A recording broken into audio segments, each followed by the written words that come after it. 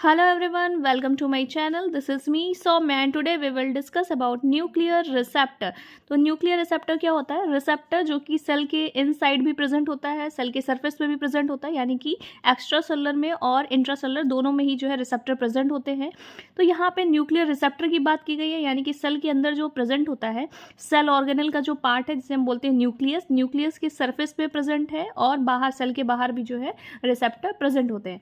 तो यहाँ पे देखते हैं these are the intracellular receptor which is inside the cell. तो ये एक तरीके से जो है इनसाइड पूरा का पूरा इसका जो स्टोरी है वो कहाँ होगा? इनसाइड, यानी कि सेल के अंदर जो है इंट्रासेलुलर में जो रिसेप्टर चलेगा और वहाँ पे लाइगेंड बाइंड होंगे, बाइंड करके अपना रिस्पॉन्स दिखाएंगे। फंक्शन क्या है इसका? जीन एक्सप्रेशन, यानी कि जीन एक्सप्रेशन का काम करता है और साथ में इसका नाम होता है receptor regulating gene expression. It's mean यानी कि हमारे बॉडी में जो है कुछ इंपॉर्टेंट फंक्शन होते हैं जिसको वो रेगुलेट करने का काम करता है। फॉर एग्जांपल रिप्रोडक्शन में, डेवलपमेंट में, मेटाबॉलिज्म में, तो वहाँ पे ये जो है काम करते हैं रेगुलेट करने का। इसीलिए जो है इसको हम ट्रांसक्रिप्शन फैक्टर भी बोल सकते हैं। It is also known as transcription factor, जो कि डीएनए से आरएनए बनाने का काम करता है, आरएनए से फिर प्रोटीन बनता है, फिर अपना रिस्पॉन्स दिखाता है। तो इसीलिए इसको ट्रांसक्रिप्शन फैक्टर कहा जाता है। लोकेशन की बात करें तो ये कहाँ पे प्रेजेंट होंगे? साइटोप्लाज्म में। Glucocorticoid, oestrogen receptor, androgen receptor, progesterone receptor, calcitriol receptor और न्यूक्लियस में जो है थायराइड हार्मोन रिसेप्टर। यानी कि जो न्यूक्लियर रिसेप्टर है वो हमारे कहाँ प्रेजेंट है? साइटोप्लाज्म में, साइटोसोल में और न्यूक्लियस में। तो ये सारे रिसेप्टर जो है वहाँ पे आके बाइंड करते हैं, बाइंड करने के बाद अपना रिस्पॉन्स प्रोड्यूस करते हैं।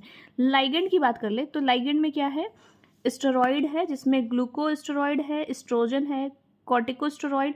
तो ये सारे स्टेरॉइड जो है जब इस पे लाइगेंड बाइंड करते हैं, बाइंड करने के बाद से वो न्यूक्लियस के अंदर जाएंगे, वहाँ पे फिर अपना कुछ ना कुछ रिस्पॉन्स प्रोड्यूस करेंगे।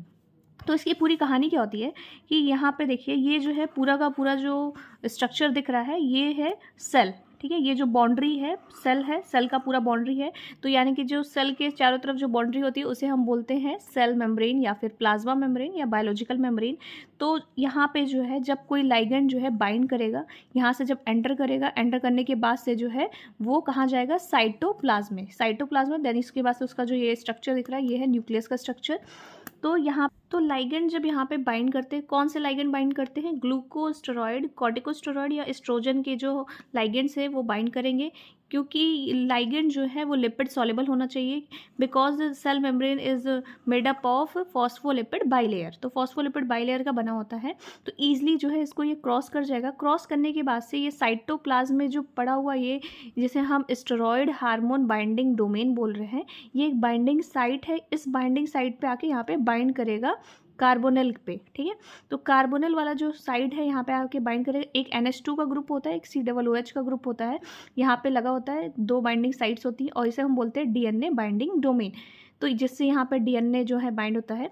तो ये जो लाइगेंड है वो यहाँ पे COOH यहाँ इस वाले साइड पे आके बाइंड करेगा और यहाँ पे एक लगा होता है HSP90, यानी कि इसे हम एक प्रोटीन बोल सकते हैं। तो ये प्रोटीन जो है यहाँ पे रिस्ट्रिक्शन का काम करता है, रोकने का काम करता है। तो जैसे लिगेंड जब तक इस पे बाइंड नहीं होता उस कंडीशन पे ये क्या होंगे? इनएक्टिव फॉर्म में थे, ठीक है।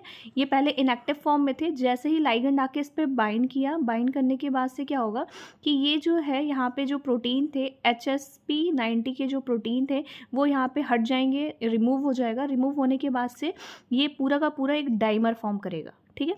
डाइमर फॉर्म कर लेगा। डाइमर फॉर्म होते ही जो है ये एंटर कर जाएगा न्यूक्लियस के अंदर, जो कि पहले ये जो प्रोटीन था ये इसको रोक रहा था, इस रिसेप्टर्स बाइंडिंग प्रोटीन को जो है इनसाइड यानी न्यूक्लियस के अंदर जाने से रोक रहा था।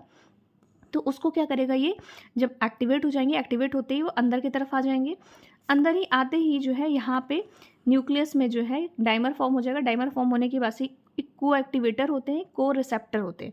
तो को एक्टिवेटर और को रिसेप्टर का काम क्या है? Which have capacity to alter the gene function. इसके पास कैपेसिटी है कि वो जीन को अल्टर कर देते हैं। एक्टिवेटर है तो वो बढ़ाने का काम करेगा, रिसेप्टर है तो वो क्या करेगा? उसको कम सप्रेस करने का, रोकने का काम करेगा। तो इस तरीके से यहाँ पे कॉम्प्लेक्स फॉर्म हो जाता है। देन इसको बोलते हैं जिंक फिंगर्स। तो ये एंटर करेगा, एंटर होने के बाद से यहाँ पे ये जो न्यूक्लियस है, न्यूक्लियस के अंदर जो जीन प्रेजेंट होती है वहाँ पे जो है जीन का ट्रांसक्रिप्शन होगा। ट्रांसक्रिप्शन होने के बाद से DNA से RNA बनेगा और अपना सेलुलर रिस्पॉन्स बनाएगा। और साथ में यहाँ पे mRNA जिसे हम मैसेंजर RNA बोलते हैं, mRNA बनेगा। देन राइबोसोम्स बनने के बाद से फिर राइबोसोम्स जैसे ही बनता है तो प्रोटीन का फॉर्मेशन होता है, प्रोटीन का सिंथेसिस होता है। देन कुछ ना कुछ सेल के अंदर जो है हमको चेंजेस देखने को मिलेगा। तो इस तरीके से पूरा का पूरा जो है न्यूक्लियर रिसेप्टर रिस्पॉन्स देता है। हर हार्मोन के लिए अलग अलग रिसेप्टर होते हैं, तो ये पूरा का पूरा एक्टिविटी जो है ये डिपेंड करता है कि ये लाइगेंड कौन सा होना चाहिए, कौन सा आके इस पर बाइंड करेगा। तो इसमें हम लोगों ने क्या देखा कि एक रिसेप्टर जो है सेल के बाहर यानी कि एक्स्ट्रा सेलुलर में प्रेजेंट है, वो आके इस पर बाइंड कर रहा है। इंट्रासेलुलर यानी कि साइटोप्लाज्म में एक रिसेप्टर प्रेजेंट है जिसे हम स्टेरॉयड हार्मोन बाइंडिंग डोमेन बोल रहे थे। यहाँ पे कुछ साइट होते हैं, एक COOH का साइट होता है, एक NH2 का साइट होता है।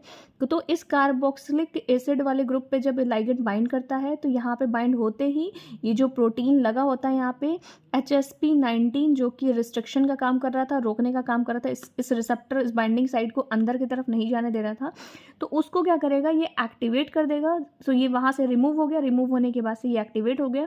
एक्टिवेट होते ही ये अंदर की तरफ आ जाएगा। अंदर की तरफ आने के बाद से को एक्टिवेटर और को रिप्रेसर जो है यहाँ पे प्रेजेंट होते हैं। वहाँ पे जो है अगर एक बार में एक ही होता है यानी कि को रिसेप्टर हुआ तो वो बढ़ाने का काम करता है और रिप्रेसर हुआ तो वो उसको क्या करेगा, कम करने का काम करेगा। तो इस तरीके से यहाँ पे काम करता है। देन जीन लगे हुए हैं, जीन पे वहाँ पे बाइंड होगा, बाइंड होने के बाद से उसको DNA से RNA में बना के ट्रांसक्रिप्शन करेगा, देन रिस्पॉन्स दिखाएगा। तो ये इस तरीके से वर्क करता है। तो इसका मैकेनिज्म हम देखते हैं स्टेप बाय स्टेप प्रोसेस में। तो मैकेनिज्म क्या है, hormone bind near the carbonyl terminus of the receptor, यानी कि हार्मोन जब बाइंड करेंगे, ठीक है, कार्बोनिल ग्रुप से, देन उसके बाद से क्या होगा, द रिस्ट्रिक्टेड प्रोटीन जिसका नाम था HSP90 ये क्या होगा, रिलीज हो जाएगा, वहाँ से हट जाएगा, ठीक है। हटते ही क्या होगा, द रिसेप्टर डाइमराइज, रिसेप्टर क्या होंगे, डाइमराइज हो जाएंगे।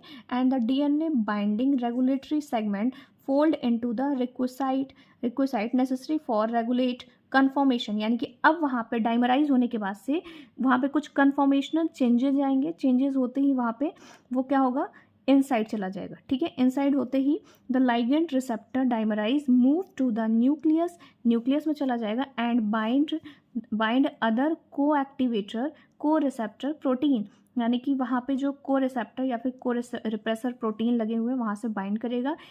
ये क्या करता है, which have capacity to alter the gene expression, वहाँ पे जीन एक्सप्रेशन बदलने को जो है बदल देता है। इसके पास क्या है, कैपेसिटी है कि वो अल्टर कर दे जीन को, ठीक है। देन उसके बाद से क्या है, the whole complex then attach to the specific DNA sequence of the target gene and facilitates और रिप्रेस देयर एक्सप्रेशन, यानी कि जो होल कॉम्प्लेक्स बना है मॉलिक्यूल्स का, ठीक है, वो अटैच करता है उस DNA सीक्वेंस के साथ, उस टारगेट जीन से जो है वो अटैच करेगा, अटैच करने के बाद से अपना एक्सप्रेस करेगा, ठीक है। ट्रांसक्रिप्शन में क्या होगा, स्पेसिफिक mRNA जिसे हम मैसेंजर RNA बोलते हैं, तो ट्रांसक्रिप्शन होगा। फिर सिंथेसाइज्ड और repressed on the template of the gene, ठीक है। तो वो क्या करेगा, रिप्रेस्ड करेगा टेम्पलेट ऑफ द जीन के साथ वहाँ पे रिलीज कर देगा। mRNA move to the ribosomes, mRNA जो है राइबोसोम्स के पास मूव कर जाएगा and synthesis of specific protein, फिर प्रोटीन का स्पेसिफिक प्रोटीन बनाएगा। Then regulate the activity of the target cell, फिर पूरे सेल्स में हमको कुछ ना कुछ एक्टिविटी या रिस्पॉन्स देखने को मिलेगा। तो इस तरीके से है ये हमारे बॉडी में जो है रेगुलेट करने का काम करती है। कुछ इंपॉर्टेंट फंक्शन जो बॉडी में प्रेजेंट होते हैं उसको रेगुलेट करने का काम करती है।